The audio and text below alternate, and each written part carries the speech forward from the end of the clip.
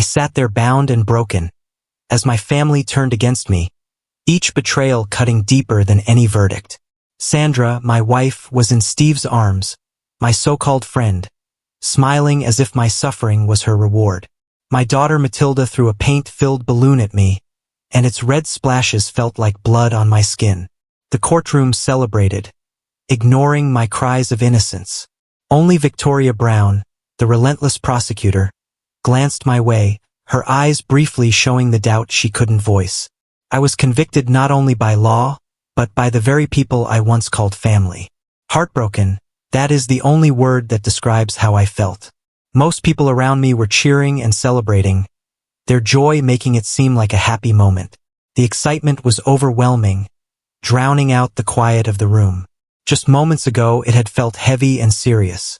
But now the crowd was filled with energy, raising their hands and congratulating each other. Their cheers louder than the old air conditioning humming in the background. No one noticed my pain. In fact, they seemed to enjoy it. I couldn't make sense of what was happening. I sat slumped in my chair, my hands trembling, still tied to the desk in front of me. The courtroom table where I had spent the last month was stuck to the floor, and my leg restraints held me back even more. After all these long months of interviews, questioning, and trial, I was still confused. I couldn't understand how my life had crumbled so completely. I glanced at my lawyer, a young man who had just graduated from law school, and felt a wave of sadness wash over me as I saw him smiling, celebrating with everyone else. He noticed my unhappy expression and leaned down to me, grinning widely. "Tough break for you," he said, patting me on the shoulder before turning back to join the festivities. It wasn't very professional, but no one seemed to mind.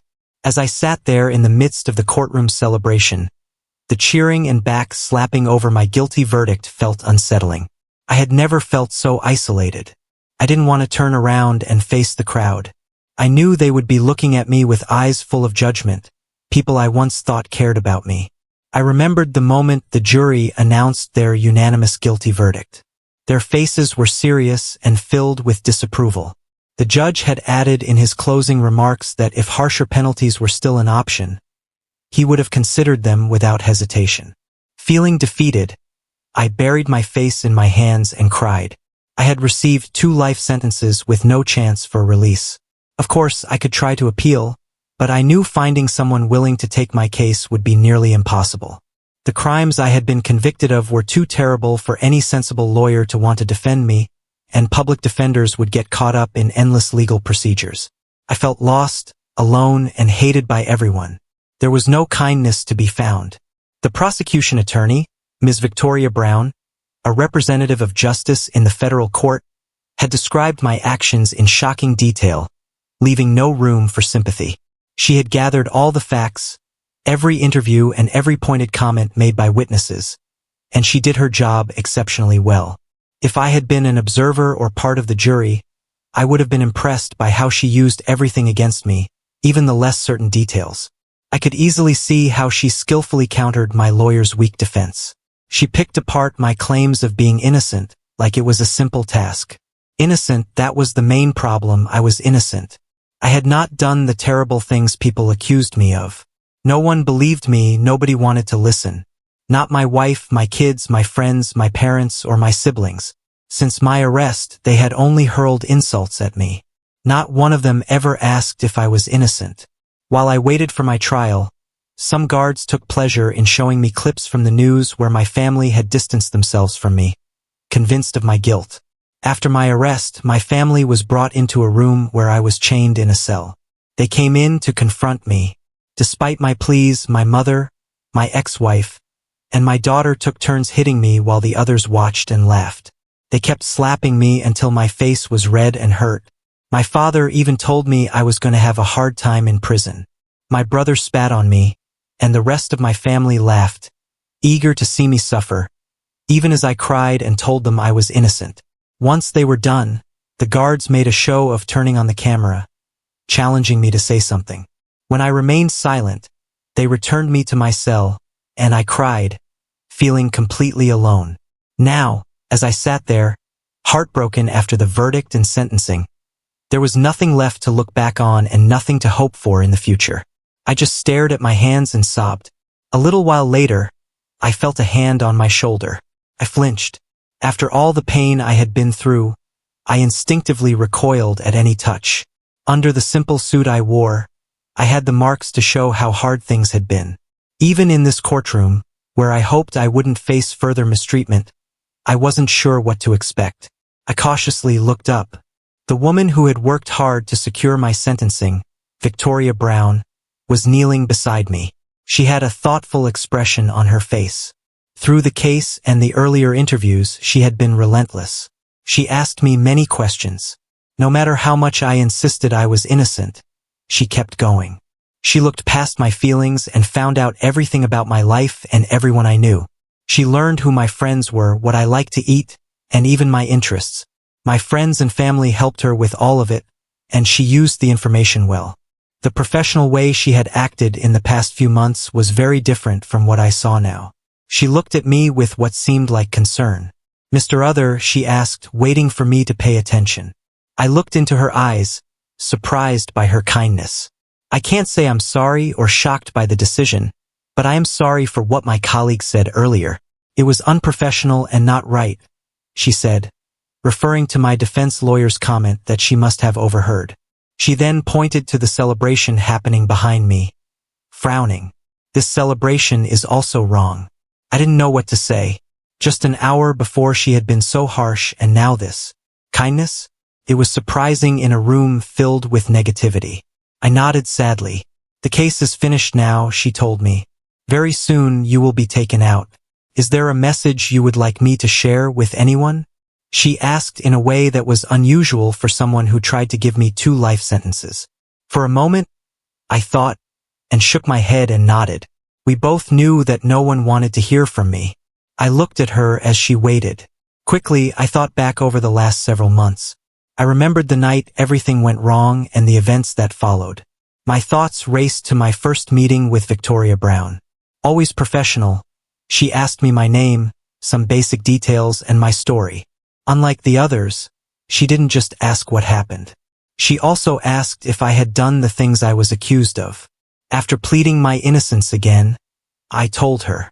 "You need to find them," I said, recalling how emotional I had felt during our first meeting. "Them?" Victoria asked, frowning a little. I nodded. Both of them. There were at least 2. I had no solid proof. I had never seen them clearly, only felt the deep pain they had caused me. Back to the present moment, it was her win and my loss. We sat in the midst of chaos, and Victoria's expression grew more serious. My message was meant only for her.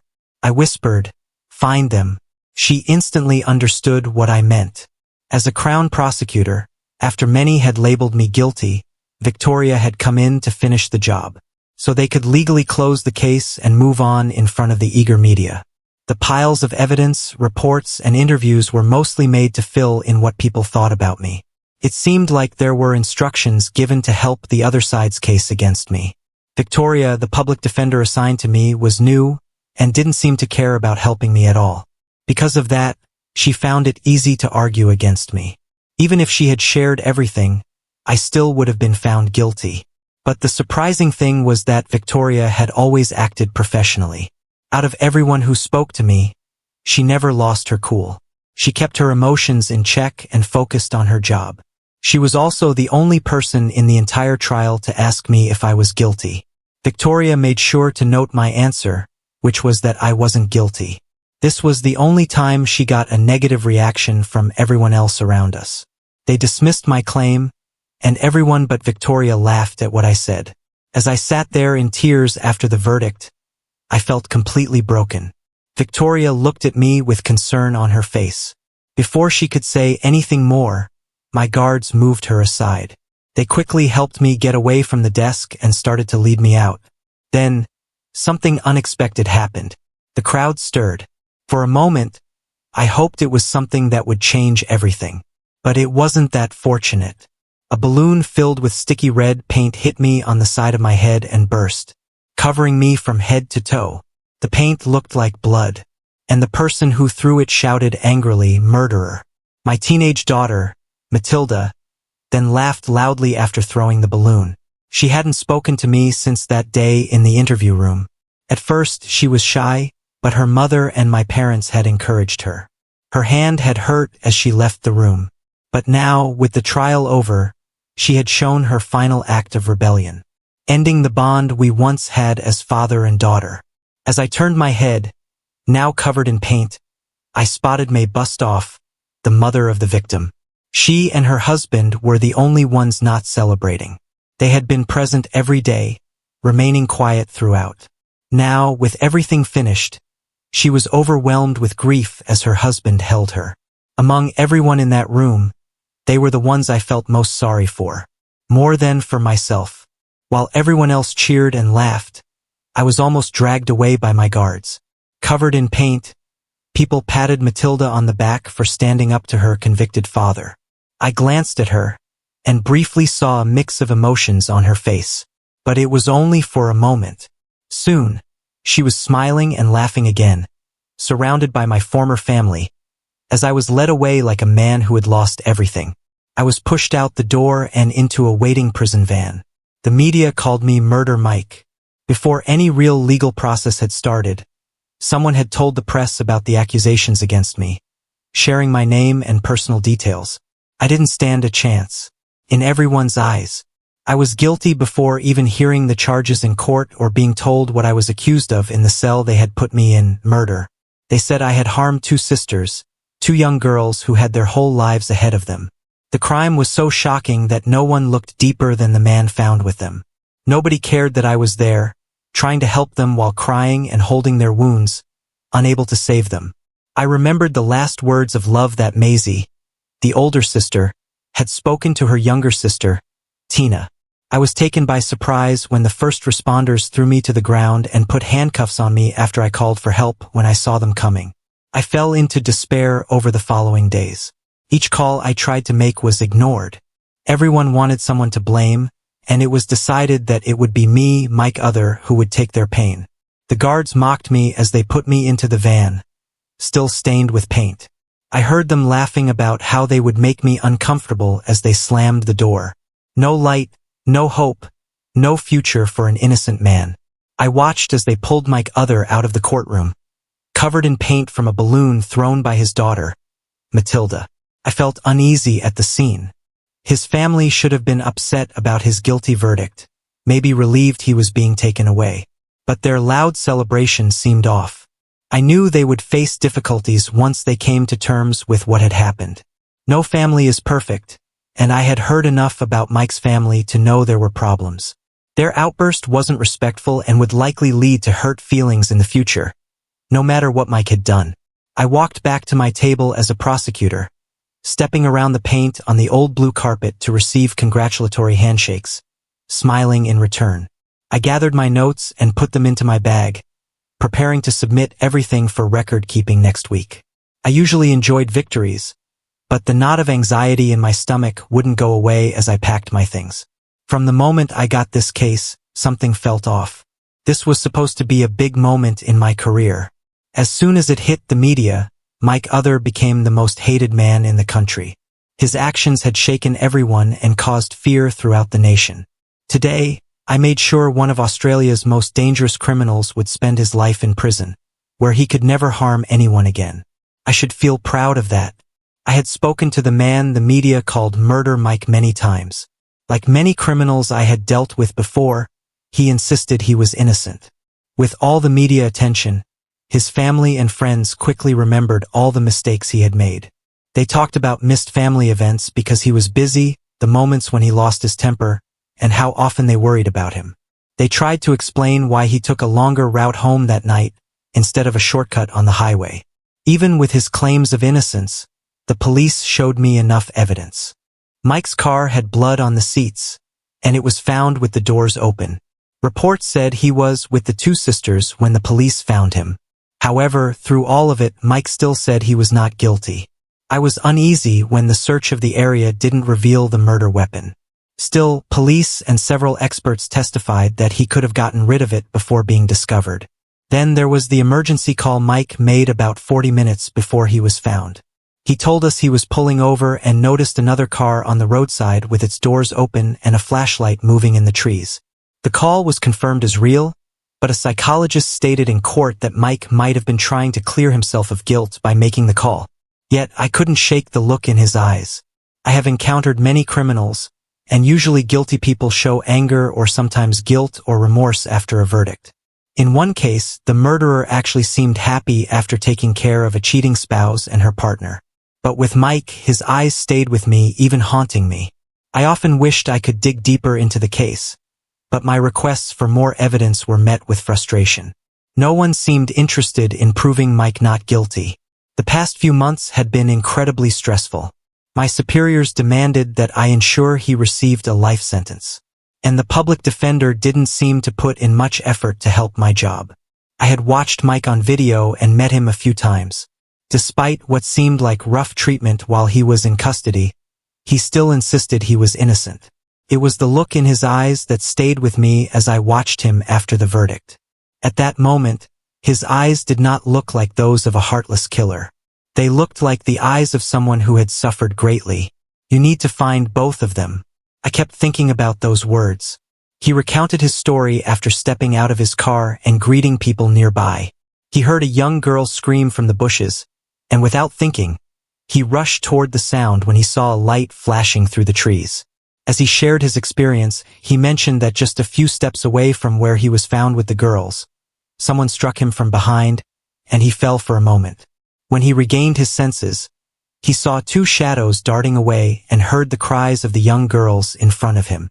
Experts later said that he had hurt his head during the struggle, but still believed he was responsible for what happened. Mike told us he found the sisters barely alive. Maisie was unable to crawl to him, so he carried her. She told him how much she loved her sister and apologized before she passed away. At that time, no one, not even me, believed him. While the crime scene was being investigated, a storm the next morning made it hard to gather any proof, but there was enough to lead to a conviction. After the trial, I was taken out of the room as a hero. People congratulated me, and I smiled as I enjoyed the celebrations, but Mike's eyes stayed with me. I had heard his lawyer's sarcastic comments after the verdict. While I understood the feelings about the crime, I had doubts about Mike other, and I did not like how his lawyer handled the case, regardless of the outcome. I straightened my clothes and stood tall, determined to show Mike that even though he was convicted, the process was handled properly, and the law should always be respected. When I approached him, he was crying, which is often seen in someone in his situation. But I saw a broken man, not a heartless person who could harm two innocent girls. At that moment, I felt something other than disgust. As I placed my hand on his shoulder, he pulled away, which caught my attention. When he looked up at me, it took all my strength not to react. I wanted to express that I did not agree with the way his conviction was celebrated. I also wanted to see if there was anything I could do to help. I asked if he had a message for anyone, and so many emotions crossed his face. His family and friends stood just a few steps behind him, part of the crowd celebrating the verdict. I learned that his wife had gotten a divorce the month before. She had agreed to put half of their shared money into a trust account, even though it was a small amount, if he signed the papers allowing her new fiancé, a former friend of his, to adopt his teenage children. No, there was nothing waiting for him back there, and he knew it. As I thought about the last day of his trial while sitting at an elegant bar with my coworkers, I remembered the way his daughter shouted at him. You could see the pain on his face as he faced the betrayal from his family. Hours later, as I sat there, I suddenly felt uneasy about the company I was with and the red wine I was drinking. His family was set to appear on several morning shows in the upcoming weeks to tell their story again now that Mike was convicted and taken away for a long time. I felt sickened. I felt dirty, even though I was not part of that family. Mike's ex-wife seemed eager to profit from his conviction. Even worse, his children were clearly being influenced by others. Sooner or later, they would end up paying the price for this situation. Used by adults who had no better interest than to benefit from someone else's sorrow. I left the celebration, saying I was tired from the trial, and made my way home. About 30 minutes later, I sighed as I entered my cozy apartment. I changed from my formal clothes into a comfortable outfit. I absent-mindedly rubbed my back after wearing a tight outfit all day as I poured myself a glass of water and moved to a chair by the window, enjoying the view of the streets below and Kings Park. This spot was where I often thought in the quiet of the night. Today had been a big day for my career. I had successfully helped convict Mike in front of the nation's media. As a Crown prosecutor, I would likely be in high demand in Western Australia, possibly even the whole country, for a long time. If things went well, this could lead to even greater opportunities, and I was only in my 30s. I took a long sip of my water, extended my hand to look at my long fingers, and noticed my well-kept nails. I knew I had a comfortable life, but that thought soon made me think about Mike, who was now facing a much tougher reality. I glanced out the window and saw my own reflection. My brow was furrowed as I thought again about the haunted look in Mike's eyes.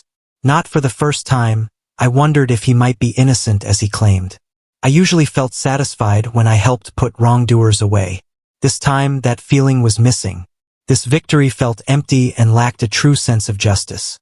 Could we have made a mistake? If we were wrong, we not only trapped an innocent man, but also let the real criminal go free. I sat in my favorite chair for more than 2 hours, feeling uneasy as I sipped my water and watched the late-night cars move through the streets below. The headlights danced along the roads, and I searched for a sense of order. I thought about my life while staring out the window. At 35, I was a successful woman, a respected lawyer, and financially stable. But this success came with the cost of broken relationships. I almost married twice, but the men couldn't accept my career. They liked that I was attractive and ambitious, but when things got serious, they wanted to control my choices. That didn't work for me. I looked at my reflection in the glass for a moment. I made a face as I thought about having kids. It might be nice, but I valued my fit body. I was in good shape, and my hair shined in a way many busy mothers could not manage. No, having children and a husband would change that. And I had yet to meet a man who made me want to give up my independence. I sighed. With my life, it was easier to seek comfort in casual relationships. And when that didn't fulfill me, I had toys that could help in my bedside table. I rolled my eyes at the thought. After a tough case, I often felt lonely. I would go out with my friends, relax, and find someone for a while to feel better. Sometimes it was just for one night, but occasionally it lasted longer. Still, none of those connections had been special. I thought again about Mike Other while sipping my water, watching a car stop at a light. I surprised myself with concern for him. If he truly did what we accused him of, facing a life in prison was terrible. But if he was innocent, it felt even worse to think he shared that same fate. I hoped our justice system would treat him fairly. Reflecting on Mike made me realize I didn't want companionship or to celebrate with friends. I felt a deep emptiness. The pain in his eyes was something I couldn't shake off. Prison life had become much harder since my sentencing. Now that I was found guilty with 2 life sentences, it was worse than before. Even though I wasn't with the general population, I faced regular attacks. In the first 3 weeks, I was hurt multiple times, and not all of those who harmed me were fellow inmates. The last incident left me in the prison infirmary for 5 days. I received very little help for my pain, and when I pleaded for them to stop, the staff and guards laughed, telling me I would be here for a long time. They said someone like me would not get an easy way out. Now that I was in this jail, they told me my relief would take a long time. Thank you for watching. Catch the next part on our new YouTube channel, linked below. Don't forget to subscribe for more captivating stories.